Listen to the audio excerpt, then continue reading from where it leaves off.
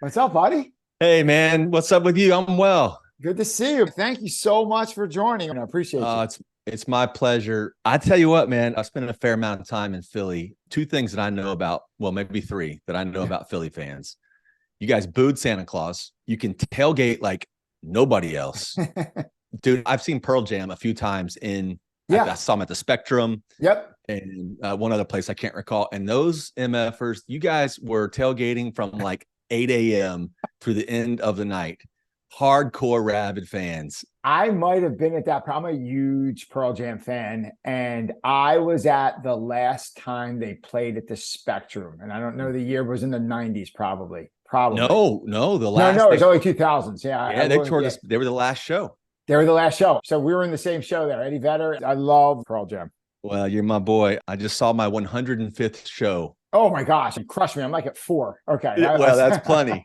I just got back from Austin. I saw them twice in Austin, Monday and Tuesday, and it's been a thing, man. It's kind of poetic. My buddy, in 1994, a friend of mine called, one of my best friends, who I'm still friends with today, my best friend probably, called me and said, "Hey, dude, you'll remember this, Joe. This is back when there was no internet." He's like, "Hey, tickets go on sale in 13 minutes. I'm near a Specs, which was a record Yeah. store, CD store. I can get 2 tickets. Are you in?" I go, "Yeah, let's go, man." 30 years later, we just saw probably our final show together. Wow. So really, really kind of a poetic thing. We had the feels going on. So So a lot of good. history. I'm such a Black fan. What's your album? If you put a gun to my head and said favorite of all time would be Black. Yeah, there's so many hits. There's just so many iconic hits on one album. It's crazy. It's yeah. It's and they're still, they're starting to show a little long in the tooth, but aren't we all? Yeah, You his know, voice is still phenomenal. His voice is still great. They sell out everywhere they go. It's tribal, man. There's a bunch of people there that I've met so many friends along the way in all those 100 and something shows, 3 different countries, that like when I got to Austin this week, we all had a meetup of people that we've met throughout the years. It's a cool community. But anyway, yeah, the Spectrum was kind of a neat deal watching that thing go down. But you guys are, one last quick story. My buddy, another buddy from Philly, he was trying to convince, he's from Philly. This is a different guy. He was trying to convince me how rabid Philly fans are. He goes, "Kyle, I was 9 years old, went to an Eagles game. I wore the opposing team's jersey," because he was a kid. He didn't know, he was a fan of the 49ers or something. Okay, And a grown ass man hit him with a hot dog. He was 9. Note to self, never wear an opposing jersey. It's just not a great idea. There's a video. I'll email it to you. It's a YouTube link. They played the Vikings, and we always beat the Vikings up.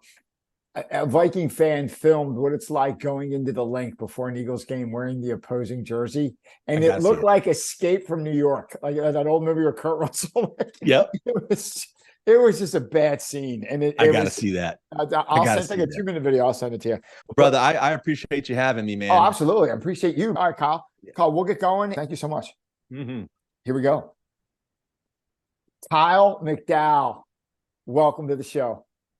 Hey, Joe, great to be here. Thank you for having me.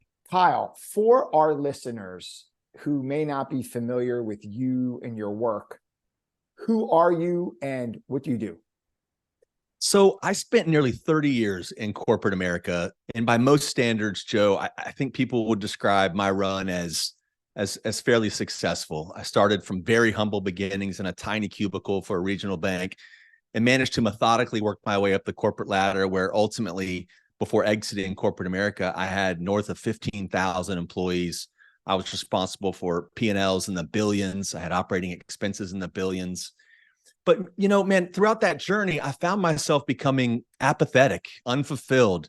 The bureaucracy and the hypocrisy and the toxicity that was so prevalent in many, many stops along that journey really kind of disenfranchised me from the whole thing. I finally had an opportunity to lead in a very different way the last 5 or 10 years of my career, which turned out to be the most fulfilling, most rewarding, the most impactful from a personal and professional perspective that I can recall throughout that entire 30 years. So who am I now? I'm a guy that left with a design on ridding corporate America of those toxic traits that I just mentioned. And I'm just a guy that wants to make a difference. Because I had largely a successful run, I'm fortunate enough to take a step back, step away from that world of corporate America. And the lessons that I learned ultimately compelled me to write Begin with We, which, just so humble to share, became a USA Today and Wall Street Journal bestseller right out of the gate. So now I just travel the country evangelizing the principles that are the foundation for the book, sharing my stories, and really trying to educate people that there is a better way. We don't have to just exist inside our work lives. We can actually thrive, find meaning, find impact, and most of all, have a legacy that we can look back upon and be proud of. I want to go deep into your book, Begin with We. It's a USA Today bestseller, Wall Street Journal bestseller. That is no small feat with all the books that are out there. To crack those two lists, that is awesome. And then also, too, I was hoping maybe we could get into the 10 We's that you discuss, how to rid any company of its toxic culture. And you mentioned three things: bureaucracy, apathy, and toxicity. Been lucky enough to kind of steer clear of the toxicity. But you notice, like, the bigger any company gets, the more bureaucracy it is, the more apathetic it may be, or certain members on the team may be. Maybe we could discuss ways on how to get around that and create a culture where everyone succeeds. That work for you? Love it. Let's do it. One, how would you define culture? And two, why is it important? Great question, man. Culture, I think, is used so loosely in different contexts. So I define it with a little bit of a twist. I call it a culture of excellence. And that's what I aspire to create inside the organizations I work with now, as well as when I was a member of those bigger companies. It's very simple. A culture of excellence is an organization or team that is aligned on personal, professional, and corporate goals. So what that means, kind of more succinctly, is the team is aligned on everyone else on the team are individual goals. And that doesn't necessarily mean I want to grow within this company. That could mean this is a stop on a bigger journey for me, and I'm here to pay the bills because I have to pay the bills, but this is not my final stop. Great. If I'm your leader, I love knowing that because I want to help you get to the next spot. That's the personal side. The professional side is, while you're here, I want you to be the best you can be to enable your growth into that next stop along your journey, whatever that is. And then if we can align those with the corporate goals as well, and that's to deliver greatness or deliver excellence along our journey as a team, all three boxes are checked. That's fantastic. But the culture has to take into account those three elements: the personal, professional, and corporate goals. Otherwise, we're running in different directions and we're not aligned on getting the best out of each other, our professional growth, and the company. Are you familiar with Seth Godin? Absolutely. Yeah. The Godfather almost. Yeah. Absolutely. I was lucky enough to have him a couple of times on the show. And wow, Seth defines culture as the way we do things around here. And it's exactly what you said, and you just kind of broke it down into different branches, because you connect on the personal side, the business side, and then the result side. And if you get those three things in order, it's going to be a pretty good place to work. I've seen small businesses be toxic. I've seen small businesses be amazing, big businesses be amazing, big businesses be toxic. Why do you think it's so hard to get the culture right? What do you say? Yeah. I'm going to nerd out for just a second. So MIT did a study with Glassdoor. I think it's maybe 2 years ago. They analyzed 30 million profiles from Glassdoor to try to narrow down why people leave the organization of all size. 30 million profiles, and they arrayed the top 4 or 5, actually it was top 15 or 16 reasons why people left. And the number one driver was a toxic culture. And then they go a little deeper to define what is a toxic culture. And it's like unmanageable workload, unclear expectations, poor communication. There's like 4 or 5 different reasons, but there's a thread or a theme to each of those 4 or 5, and it comes down to leadership.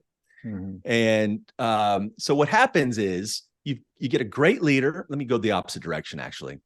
So, at least in my experience, organizations are littered with leaders, better known as bosses, that really are only focused on their own growth, their own bonus, their own compensation, how they can get the next raise, how they can take on a bigger scope of responsibility.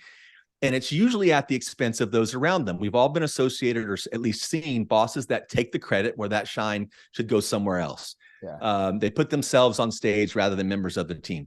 So here's what happens. You see this leader or boss behaving this way. Someone underneath this person in their organization, on their team, aspires to become a boss in that same organization. So what do? They replicate that behavior.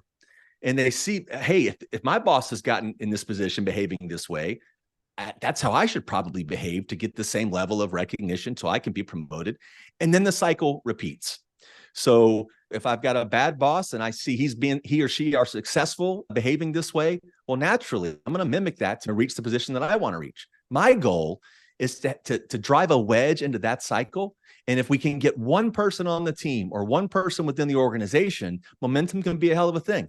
If you lead in a way that really focuses on others' growth, the growth of the team, less about me and more about we, that cycle, I think, and I've seen it happen, that cycle can break from repeating bad behaviors to really embracing great behaviors and having a culture of excellence like we just talked about. So I think it all boils down to the leadership in the organization, big or small. Everything rises and falls with leadership, right? Like the leader sets the tone, and it's just so important. Like I remember, even like in sports, like Pat Riley. I don't know if you saw that the HBO show Winning Time, and they have that's great. It's a great one. And like Pat Riley talks about the disease of me, right? It's ego, and when it's about me or it's all about them, the culture gets toxic. When you make it about yourself, you lose. You make it about the team, you win. Right. And it's man, it's spot on. And it's the shame there is the fulfillment that comes from putting yourself second and elevating others is so much exponentially greater than any individual achievement. And by the way, if I can get members of my team to behave in a way that delivers excellence in an authentic and trusting way, by definition, me as their leader, I'm going to be successful. Yeah. There's this notion inside of corporate America, big and small, that for someone to win, someone else has to lose. And that could not be further from the truth. There's enough spotlight for us all. Yeah, absolutely. The best way to get what you want is to help others get what they want. Yeah, you help like enough other people go where they need to go. There's no way that you don't rise with that tide, right? There's no chance. Math. It's right. Math. It's math. Right. It's subjective and objective. Like it's on both sides. Kyle, how about we jump to your book, Begin with We? You mentioned 10 principles. Before we get into those principles, can you discuss how you came up with them and the backstory behind each? Oh, I'd love to. Yeah, sure, man. I mentioned earlier, through each stop of my journey, I could feel the apathy growing and a little bit disenfranchised. And I told myself enough is enough. And this was around 2016, so 6-7 years ago. And I made a commitment that if I were ever given the opportunity to lead an organization with nearly complete autonomy in a way that I had never been led, and really start to focus almost maniacally on the development and growth of others versus my own, which admittedly, the first 25 years of my career was all about Kyle. Mm-hmm. It's the only thing I really focused on was my next promotion, my bonus, and my title. I was going to take that opportunity. Well, in a be careful what you wish for moment, that actually happened. I was given an opportunity to lead the largest healthcare enrollment and customer service function in the U.S., possibly in the world. It was leading the Affordable Care Act enrollment operations, as well as 1-800 Medicare. So it was a $7 billion government-funded program. And I was given the opportunity to lead this team. And I knew, by the way, the person who had the role before me fired. The person who had the role before him, I believe, was also fired. So I knew I was entering an environment that was tough. And my boss, great guy, but was fairly hands-off. So I knew it was on me. It was on my shoulders. Well, the night before, I was going to meet with the top 40 or 50 leaders of this 15,000 person organization. I was in my hotel room and I was terrified, but I had no idea what I was going to say. Okay. I just knew that repeating the same things that I had said for the last 20 years with a my and me focus was going to alienate them. And they were going to think, here we go. I've seen this before. I've heard this music. I know how this movie ends. Yep. So literally, man, that night before midnight, laptop in my lap, I start typing into a PowerPoint. And the paradigm or the thought process for me was, I need this team to understand I'm not here to save them. Mm-hmm. I'm not here to save them. I want to capitalize on the legacy this team has built. And I want them to be focused on one another's growth, because I had a feeling, this is all kind of a hypothesis at the time, we would be so much more successful if the new guy came in, focused on them, and set a standard for how we will operate. About an hour later, maybe 2 hours, I had just 10 sentences in front of me, and with no pre-planning whatsoever, every single one of them started with the word we. I didn't even really at the time call them anything other than the 10 we's. I'm not that creative. I had 10 sentences. They all start with we. I've got the 10 we's. And I went to bed that night. The next morning, stepped out in front of those 40 or 50 leaders, and I said, team, these are the rules that govern, first, how we treat each other. because I'm adamant, if we're high performing behind the curtain, we will be so much better positioned to be successful to those we serve externally. The entire presentation was in black and white because I felt like these principles, they're not confrontational. They're not hard to get behind. But if you have any suspicion that you might not be able to get behind any of these, I don't want you on the team. Mm-hmm. Before I jumped into them, I said, let me be very clear. I want everyone in this room to know these are the rules by which you will hold me accountable. I want you to hold me accountable to these principles because I will hold you accountable to the same. No leadership gap. We are all in this together. The rules for me apply to you and vice versa. I read through the principles. Man, about 50% of the room was so energized and excited. About a quarter of the room was kind of on the fence. I kind of think this guy might be onto something, but then a quarter of the room were absolutely obstinate deniers. One of the fellows actually asked me for my PowerPoint because he wanted to check the properties to see if I actually created it or if I had stolen it off the internet somewhere. So that was what I was up against. The following maybe 2-3 years were a run of success that this program had never seen before. Okay. And I attribute it to these principles. So when I finally exited corporate America, a lot of those same leaders and people from that team reached out to me to say, Kyle, you got to write a book. So I was at a crossroad. Do I want to go back into corporate America, evangelize these principles and drive a big transformation? Or do I want to go bigger? So put your money where your mouth is. I wrote the book, became a bestseller, as we've talked about.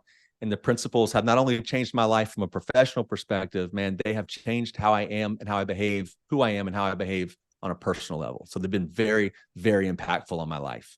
Yeah, you mentioned about it's the same, like what you do at business affected what you do at home. Like it is, I think some of the biggest frauds is a rough term, but like the people that are something in one environment, but they're completely different in another. And once you see that, I think you mentioned that earlier, you saw that with one of your leaders where there was something in a meeting, but personally, you saw them on the side and they were a completely different story. The credibility is instantly gone. No trust. And you don't believe anything they say, right? Like zero. Like that's really, really rough. That is, that's something where you just lose all credibility, right? Like the credibility is just gone. So true. Look, man, I think the driving force behind a healthy team and leader and team relationship is trust. And for me, the number one way to establish trust is authenticity and relatability. If I can be that same person every single day, day in, day out, trust naturally ensues. Look at it this way, man. We have two different vocabularies, right? The vocabulary we use at home with our spouses, loved ones, friends, and family is wildly different than in the workplace. When's the last time you came home and asked your significant other, how'd you do on those deliverables we talked about last night? Right? Let's circle back to the conversation we had last night because you had a to-do list, or we could put that in the parking lot. We could, right? We use different words. So the moment we start even speaking differently, we're not being our authentic selves. And I think trust is harder to obtain. Yeah. You know what? I've been lucky enough to work for some really good companies. And like the longer I work in corporate America, the more you lose me when you lose. Let's table this to the parking lot. And instead of saying, I agree, we are aligned. Something you would never say at home. Yeah. Like just like your communication, like you're just trying to use corporate speak and jargon. You trying to sound smart. Oh, you want to lose a room? You want to lose your team fast, just talking platitudes and corporate speak. Yeah. I'm not saying talk like you're in the street and you curse words and slang. I'm not saying that. I'm just saying, hey, Kyle, I agree with you. It's a good point. And saying like, hey, Kyle, I'm aligned with you in the parking lot. So let's circle back to our deliverables. Like stop. You're losing everyone. Yeah. You don't need to say. And by the way, man, I was purposeful when I wrote the book to not use 14-letter words, to not make it sound like some fancy MBA textbook. And I've gotten a lot of feedback that it's resonating because people want to be treated like people, not a robot who's supposed to have a giant vocabulary. The quickest way I never wrote a book, wrote a bunch of blog posts, have hundreds of podcasts up. But I think from me reading a lot of books, the quickest way to read 20 pages and give the book away and like I'm done is just corporate speak, like just corporate speak or platitudes. But you write like you speak, or you write and you connect. The people that have that art, like a Seth Godin or Malcolm Gladwell, where someone's like, they're just talking to you across the table. Like it's just so easy to connect and have the ideas like just get seared into your brain, Just be human. That's all. Yeah. So let's go. These principles, some are common sense. Yep. But unfortunately, common sense is what It's not that common, man. It's not all that common. It It's not all isn't. that common. No, it isn't, especially when you have money involved and emotions and ego, right? Like a Ego. common sense, you just starts like drifting away a little bit. I'll just give you the title and you can take it from there. How about this? First one. How about this? Sounds so complicated. We do the right thing always. Right. Right. Isn't it amazing? You have to write that and becomes a bestseller. Like we do the It's right nuts, thing. right? It's freaking crazy. Yeah. Go Yeah. ahead. Well, here's the beauty of the 10 W's though. And I say this a lot, but the beauty of the 10 W's is the fact that simple, absolutely simple, no doubt about it. They get a little more complex as we go through the 10 of them.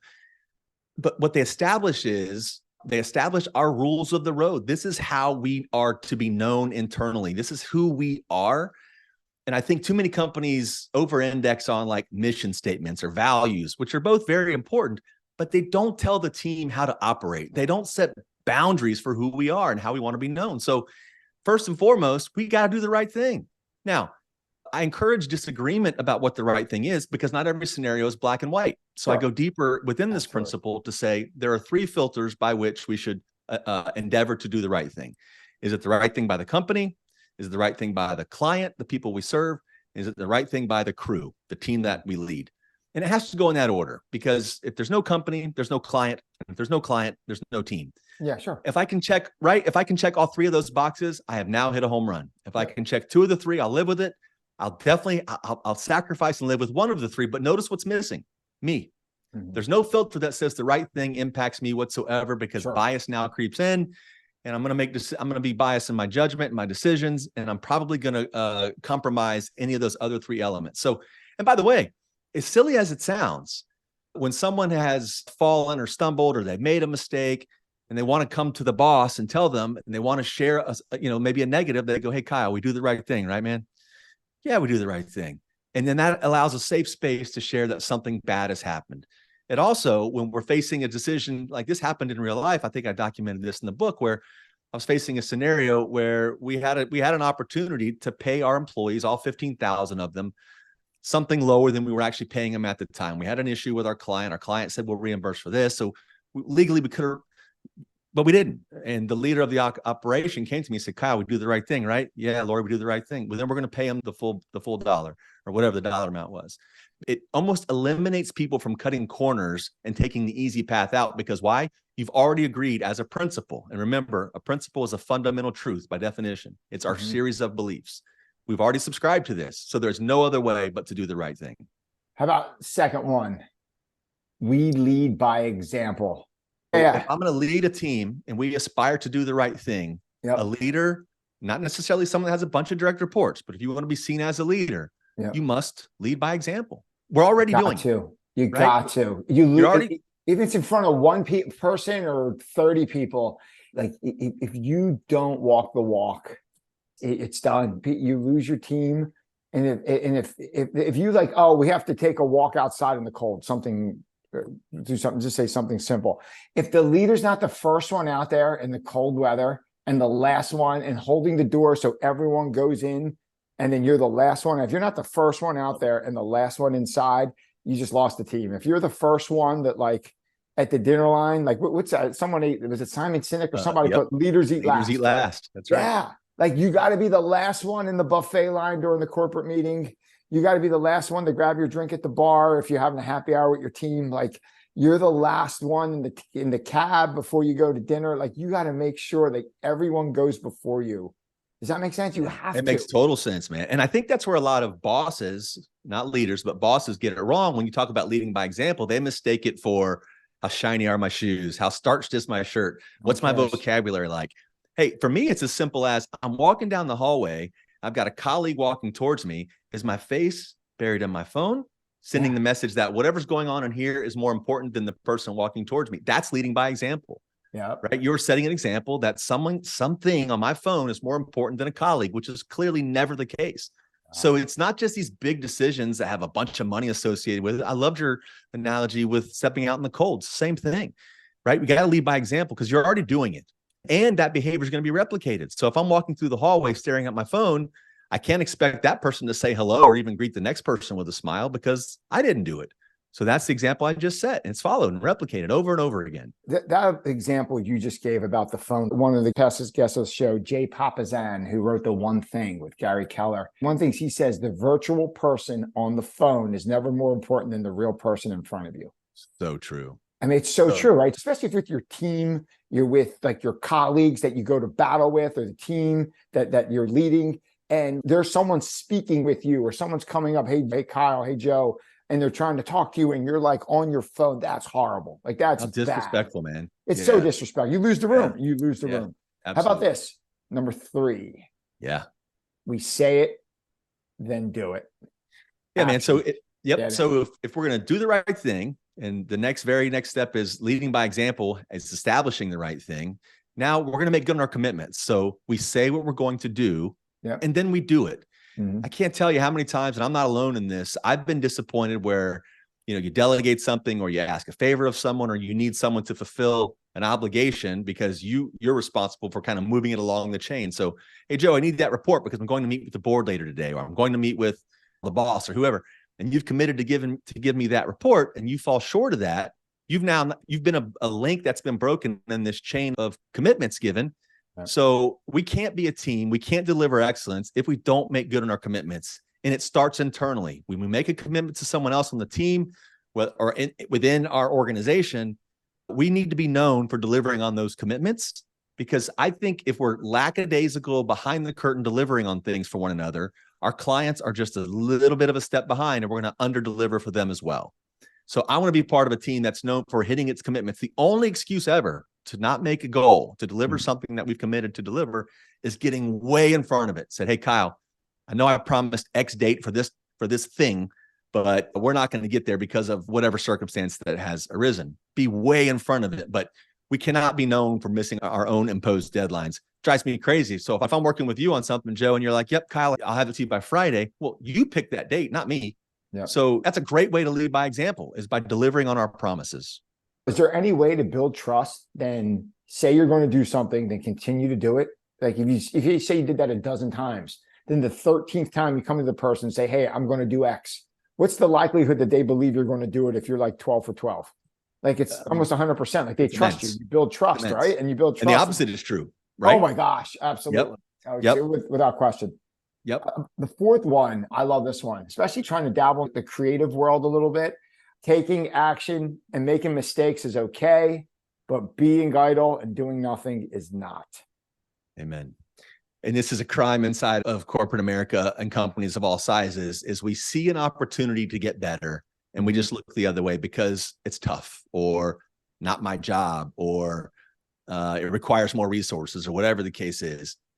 But if we want to be mediocre, that's fine. If we're going to do the right thing and we're going to lead by example, say what we're going to do, that means we have to take action. When we write, it's kind of like when you see something, do something. The old TSA adage, see something, say something. If you see something, do something. Now, that's not licensed to be a cowboy and go take over some other area that you're not a part of, or you see that something's broken somewhere else and you just try to jump in and fix it. No, you go through the proper chain of command and work with those responsible for that operation or that area.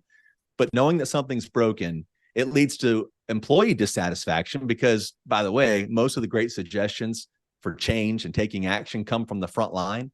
And if they see an opportunity for change or growth and they share it with a leader or someone in a more senior position and it's not taken, they're going to stop raising their hand. They're going to stop pointing out areas for us to get better. And then we're really on the mediocre train at that point. Absolutely. Or even below par, not even mediocre. It might just be bad then, you know?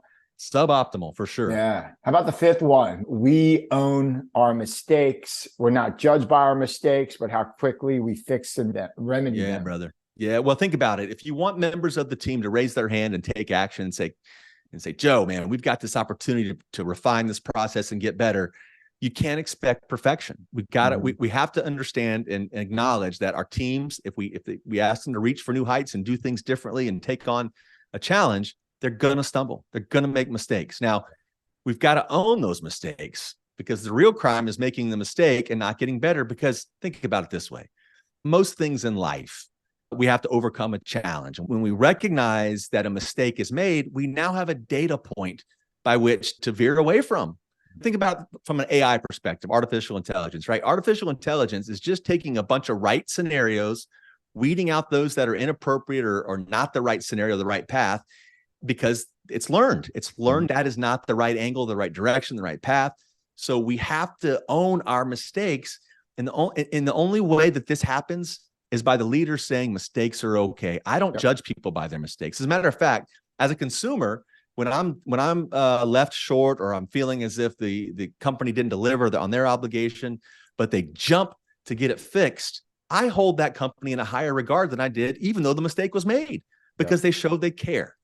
So we've got to own our mistakes if we want to get better. And we've got to create the space for people to feel comfortable to raise their hand and say, I made a mistake. So we've got to own them. I think ultimately you're not judged by your mistakes, because mistakes are everywhere. You're judged by your successes, right? It's like a football game. When your football team plays, there's going to be dozens of mistakes during the game, but like the successes, the plays that work, as long as they outnumber the mistakes, you're going to be in a way better spot. Yeah. Well, and think about it this way. So let's, using your same analogy, right? Let's say the tackle misses a block, the quarterback gets sacked.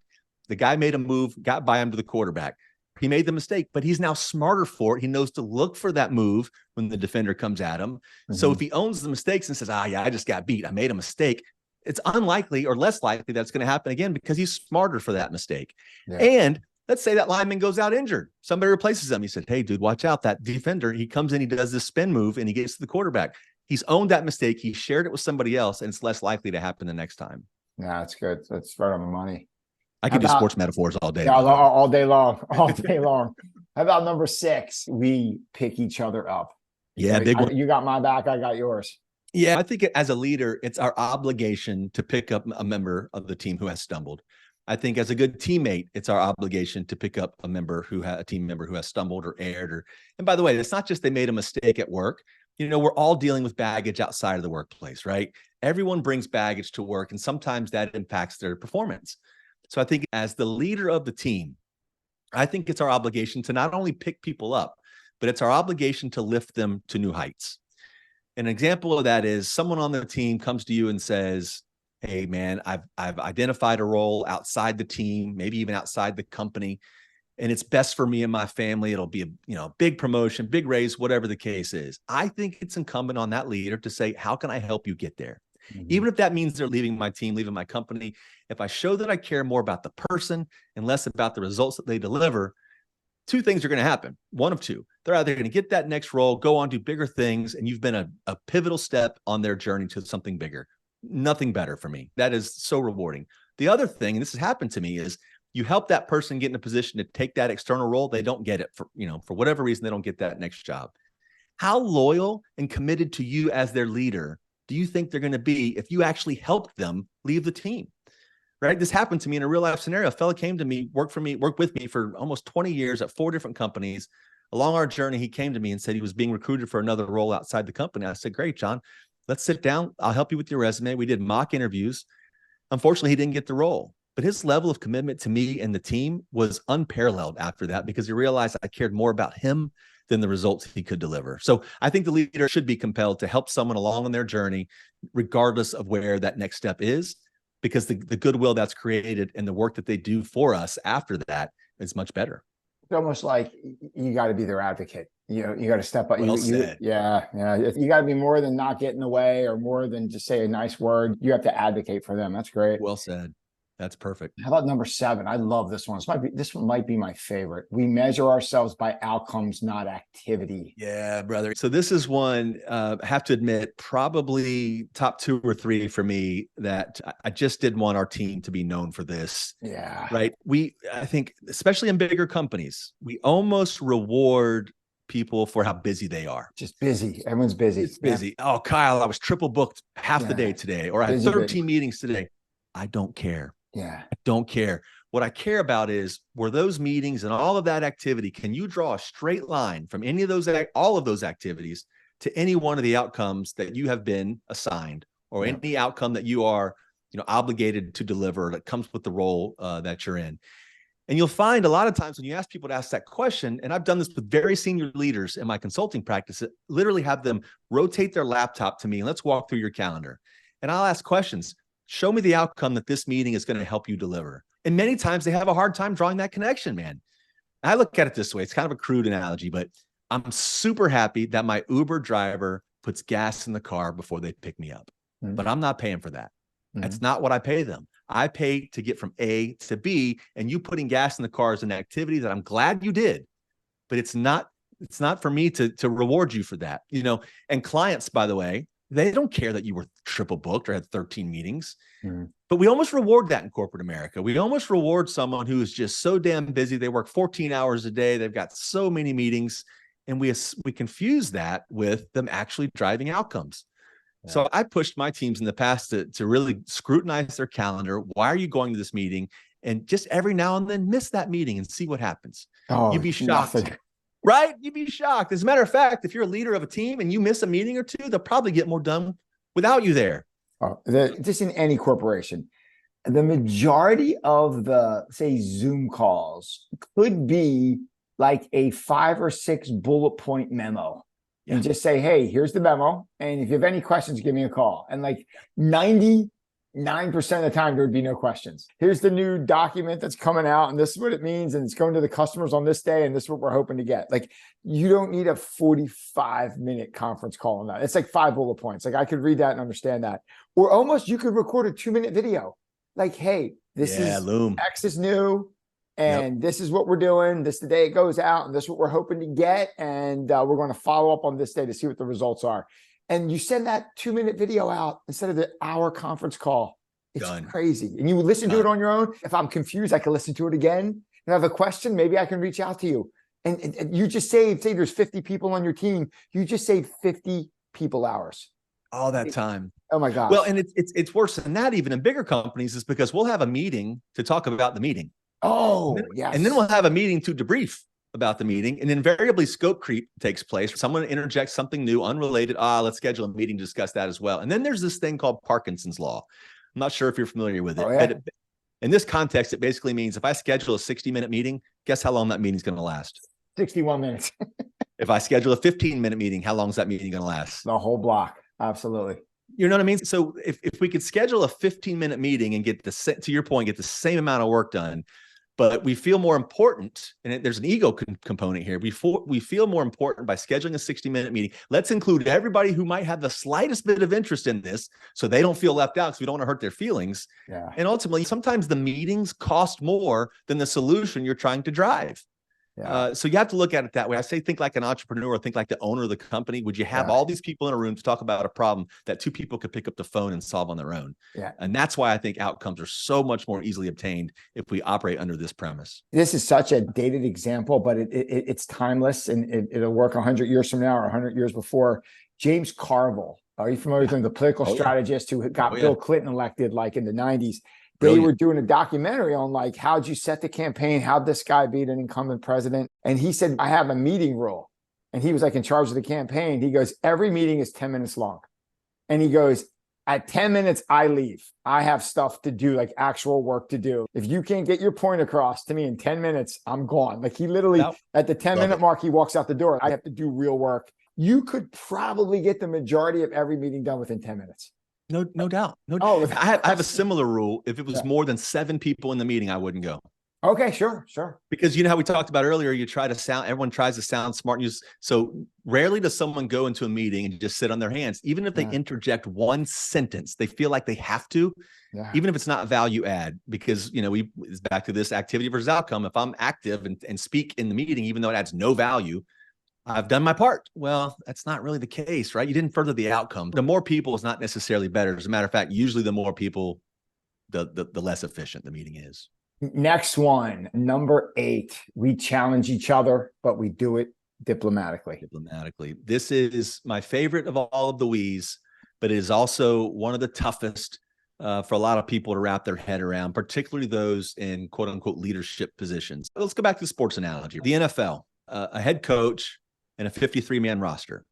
There's no way on God's earth that one man can make the 53 people on that active roster the best that they can be in a 1-53 ratio. It's the math just doesn't work. He can't challenge every one of those 53 to be the best that they can every single day. But he's smart enough to know I need position coaches. I need offensive coordinators. I need others. And so the point there is multiple people challenging multiple people. But it cannot and should not be top down. Challenges should come peer to peer diplomatically. Challenges should come from the team to the boss, to the leader. They need to be omnidirectional. Now, without the following, we have chaos. Challenges must be grounded in one and or two of these elements, experience or data. So if I come to you with a challenge and it's just like, hey, Joe, man, I'm not a Philly fan, so I think we should sit this week's game out. That's my opinion. There's no data or experience behind that. On the flip side, if someone comes and says, hey, that new product rollout we're about to take on, well, I had a very similar rollout at another job. And this step that we're leaning on, man, it failed horrifically at this other role.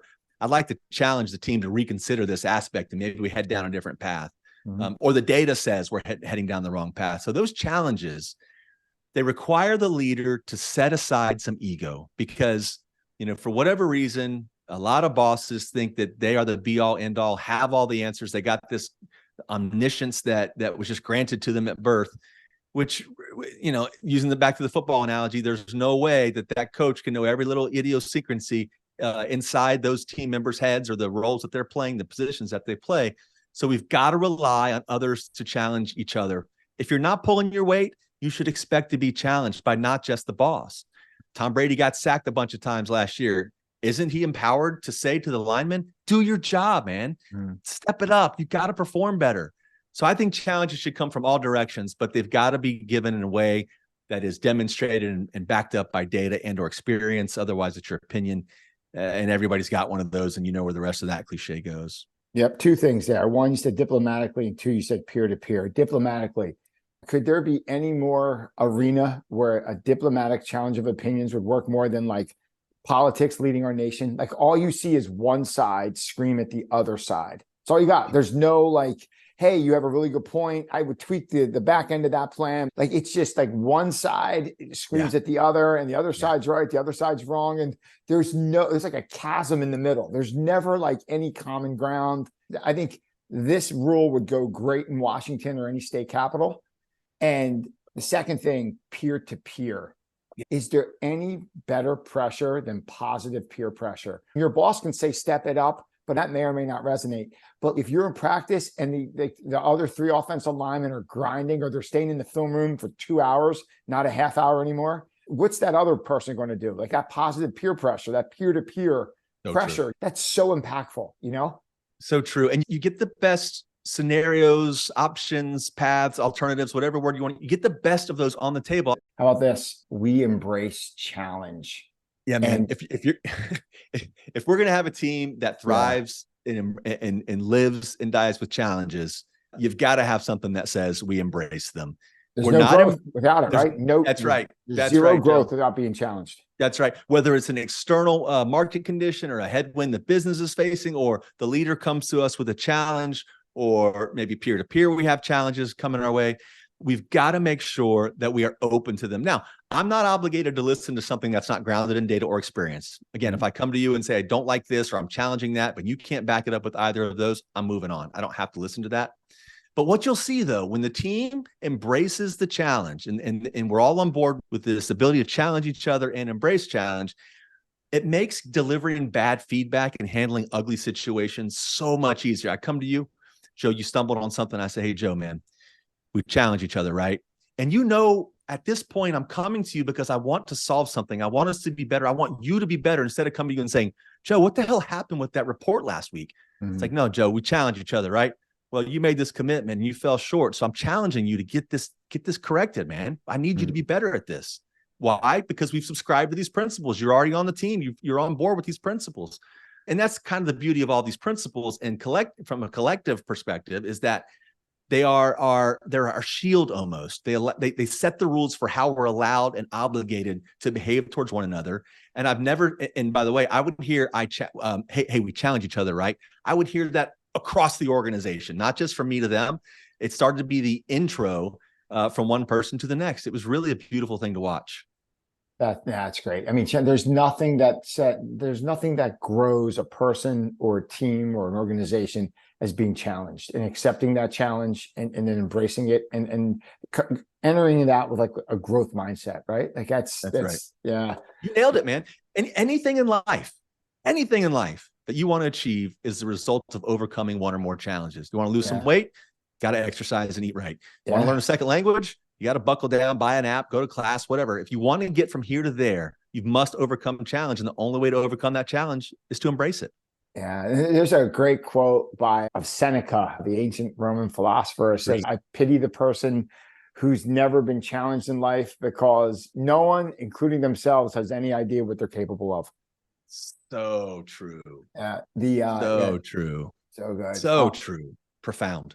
Yeah, that is great. And that is a kind of a takeaway, or that's a deep dive from the 10 We's from the book. Begins with we. That is great. First off, thank you for doing that. I think that's an MBA in about 20 minutes right there. Thank you so much for that. Just plain spoken MBA, right? Yo, it is. It is. Yeah. And I mean, I think that's where the connection is. I think that's why is your book on the Wall Street Journal and USA Today bestseller list, and other books probably maybe written in a more corporate or maybe bigger worded way. Not because I think that real world connection's there, and it's real world there. I appreciate you sharing that. Just wanted to transfer over to part of the interview we call Share Secrets. So our listeners get to know you a little bit more as a person.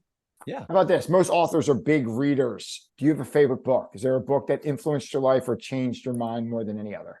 May I give 2 or 3? Let's go. Yeah. Okay. There's a great book by a man who I'm fortunate enough to know who played a big role in me writing my own. His name's Harry Kramer, former CEO of Baxter International. He wrote a book called From Values to Action, and really important book on my leadership journey, and played a big role in the way I wrote my book. I would recommend From Values to Action all day, every day. That's from the business and leadership and growth perspective. I'm a huge fan of Eckhart Tolle. Oh, so good. He's so good. Oh my gosh. Yep. What's your favorite Eckhart Tolle book? The Power of Now changed my life. The Power of Now absolutely changed my life because, as you know, there's so much in that book about ego and crushing and killing your ego, and what a life you can lead without the presence of a strong ego. And I think that directly relates into being a great leader, because I think ego and a lack of vulnerability is what stands in the way of a lot of people becoming great leaders. So I think I would definitely lead with those 2. And then I'm a big fan of Ray Dalio. His book Principles was really powerful for me as well. That's a thick one, man. That took a while to get through, man. That's a lot going on there. It's a big one. Yeah, it's a big one. Yep. So I'm a fan of those 3. If you made me pick one, I would say The Power of Now, because I think it transcends business, personal, spiritual. And it's a book. It's a wonderful book. Yeah. If you want gratitude and you want to just lower the anxiety level, that Eckhart Tolle book, that Power of Now, because he puts you right in the moment. And he's like, if you look back and you don't like what you see, it's depression. And you look forward and you're like afraid, it's anxiety. But if you live right in the present moment, you're just there, focused, and you could be grateful. Oh, the sun's shining. I'm alive. I can see, I can hear. I got all my teeth, got all my fingers. Like, wow, I'm pretty grateful. I'm pretty lucky. It's hard to do. It's hard to do because you're thinking about the meeting next week and what's John think of my report, all this stuff that's not going to matter 10 years from now, you know? So true. That's great, man. Thanks for sharing that. That's fantastic. How about this? With all the stuff you've going on, all your speaking and all the leadership you do and your writing, when you need to clear your mind and recharge your body, what do you do? Gym. Yeah. Yeah, I try to be a pretty active guy, maybe a little less active nowadays than I was a few years ago, because Father Time, he don't play. Undefeated. Undefeated. Right? 72 Dolphins, Father Time. Undefeated. Yeah, brother. As crass or as weird as this may sound, I try to sweat every day. I want to, because I think with that also comes growth, right? It's set a personal goal to, get a PR and whatever it is that you're inclined to do. I try to stay as active as I can. I think it's good for mind, body, and spirit. That's awesome. Yeah, you keep doing that, man. That's just longevity right there. And your mental health, like that kind of kills the anxiety, the depression, the thoughts in your head, right? I think if more people were active, and I hate to be on some high horse, but I think if more people were active, the world would be a better place, because it does that dopamine, that release that we get. For me, if I don't work out, my wife will tell you, if I don't work out in the morning, Yeah. I'm not a nice person to be around part of the rest of the day. But if I do, she's like, Kyle got his workout. And like, I just approach the day with a zest that I don't otherwise. I get to see them behind me is my mat. I train Brazilian jiu-jitsu, and Respect. like we get in the field, and there's lawyers and there's people killing it, making 800 grand a year, and there's unemployed bartenders, and like you have struggling college students rolling with like the managing partner of a law firm that probably makes 600 grand a year, right? Yeah. And they're just all on the mat going at each other, and at the end, no one's got to beef with anybody because you just Big like hugs. you hug, you're rolling and you're sweating and you're going at each other. And when you're done, you're like, all right, cool, fist bump. You're my man, right? Like it just lowers all the drama, anxiety, tension, right? So on the long run though, brother, I got a good buddy of mine's been in BJJ for probably 10 years or so now. And he'll tell you stories about just getting his ass kicked for years. Oh, crazy. And slowly the guys that were kicking his ass, he started to catch them. And then slowly he started to be the guy that was kicking everybody's ass. The satisfaction that comes with sticking to something is just so profound. And I think it's a great corollary for everything else in life. Yeah. And also too, you mentioned like the longevity aspect of that and anything like your friend, what you probably saw is he starts, everyone's up here, and then all of a sudden people quit or they stop and he just keeps going. And like just the longevity of staying on the mat, you just outlast people. There's people that may have been better than you 9 years ago that just quit. And you're like, wow, well, I'm still here. You're not. And it's just by default, you're better than them. Right. So true. And Joe, I would imagine you think about this a lot in your podcast. You mentioned doing over 100 episodes, right? You know how many people quit after 3 or 4 or 10? So anytime I hear someone's done 100 podcasts, man, ultimate respect. Ultimate respect. Thank you. Yeah, for real. Because it's, the podcast world is a sea of 5 and done, 3 and done, right? They did 3, and the first one's probably pretty good. Second one, they're all excited, and the third one, but like you have to have an idea after the 5th one. Like you have to have a concept, you have to like it, and you have a vision of where you want to take it, right? And you want to be committed to it. I appreciate you noticing. Reps, man, getting the reps in. Wrapping up here, looking forward to the year ahead. What's the most exciting project you're working on now? Evangelizing these principles. Yeah. Speaking. Yeah, I've been so fortunate since the book took off to have a lot of opportunities. I just gave a talk to a group of 100 CEOs last week. The week before that, I gave a talk there, man. Man, it was really cool. And to watch very, very senior tenured leaders, watch their eyes open to a different way of leading was really profound for me. The week before that, I was in Vermont. I gave a talk to Audi, which was really great. Prior to that, I was with a school district out in California. So I look at these opportunities as an avenue to evangelize a better way to live and exist inside corporate America, no matter how big or small, no matter what the industry is. It's really my mission. So I spent 30 years in corporate America. I'd call that my undergrad. And now I'm on my PhD, and that is just trying to make the world a better place with these principles. And I'm just so adamant it's working. It's just a matter of getting the message out. That's what I'm focused on next year, brother. 3 quick questions just to wrap this up. I know your time is limited. Kyle, we spoke about a lot.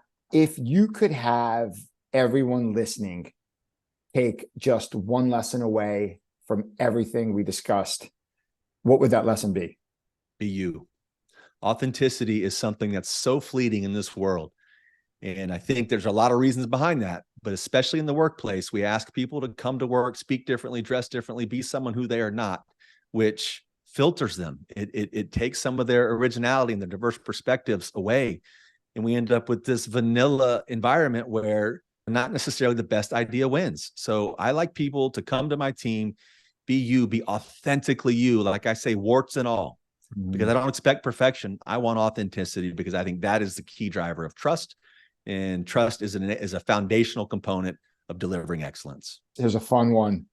Kyle, if you could spend the day with anyone, alive or dead, famous, not famous, who would you spend the day with?